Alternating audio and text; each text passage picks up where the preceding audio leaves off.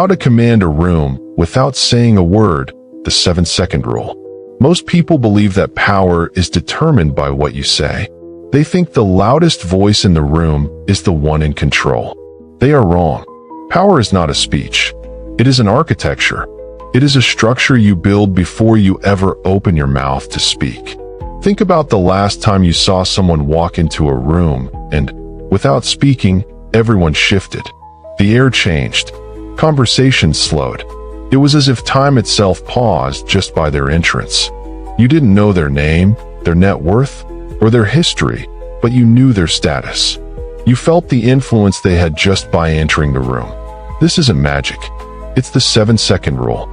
It is the precise window where the human subconscious completes a structural scan of your presence. In those 7 seconds, the people around you have already decided if you are a leader to be followed, a threat to be managed, or a ghost to be ignored. Today, we are going to stop guessing and start designing. Welcome to the architecture of influence. Biologically, we are still wired for the savannah. When a stranger enters our space, our brains don't look for friendliness. They look for capability.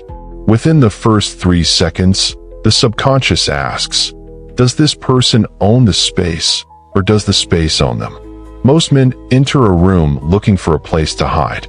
They look for a chair, a corner, or their phone. This is a submission signal. You are telling the room that you are a guest in their world. The architect does the opposite. The first 3 seconds, the perimeter scan. When you cross the threshold, do not look for a seat. Look for the perimeter. Pause for a microsecond. This is the architect's pause. It signals that you are assessing the environment, not seeking approval from it. This signals control, not submission. To command the room, you must master the 3 pillars of the 7-second rule. Pillar I, the non-reactive gaze. In the first 7 seconds, you will likely make eye contact with someone. Most people look away quickly. This is a subconscious flight response. The architect holds the gaze just half a second longer than is comfortable, then breaks it horizontally, never downward. Breaking downward is a surrender. Breaking horizontally is a choice. Pillar 2, the tempo of the void. Power has a specific speed. High anxiety individuals move fast. They fidget, they adjust their clothes, they blink rapidly. To command a room, you must move like you are walking through water. Slow your movements by 10%. This creates a gravity well. When you move slowly, you force the environment to adjust to your tempo. You are the clock, they are the gears. Pillar 3, spatial claiming. Watch how a predator moves. They take up exactly as much space as they need. When you stand, stand wide. When you sit, do not tuck your feet under your chair. This is architectural expansion. You are signaling that you have no fear of being seen. Instead, you demand to be seen. But here is the dark truth that most self-help gurus won't tell you. You cannot fake the 7-second rule for long. The architecture of your presence is built on the foundation of your internal discipline. If you are hollow inside, if you are ruled by fleeting desires and cheap dopamine, the room will smell the rot of the soul through your mask.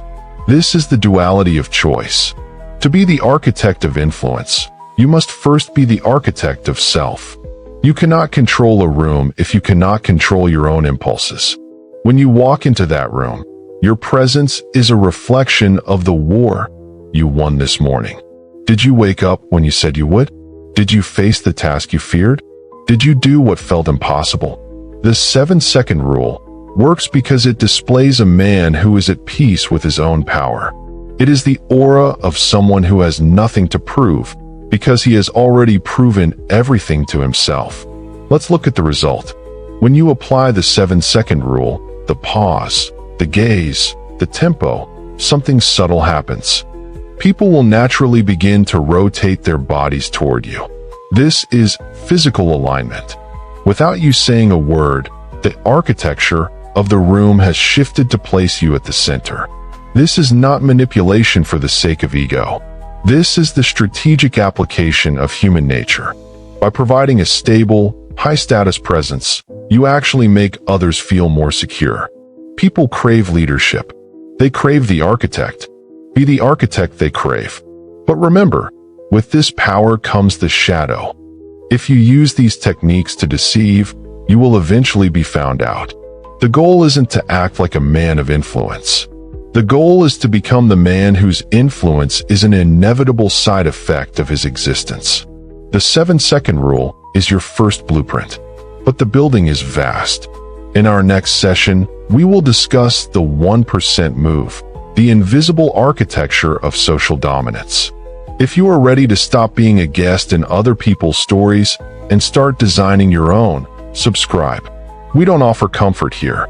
We offer the blueprint. Master the silence. The world is watching.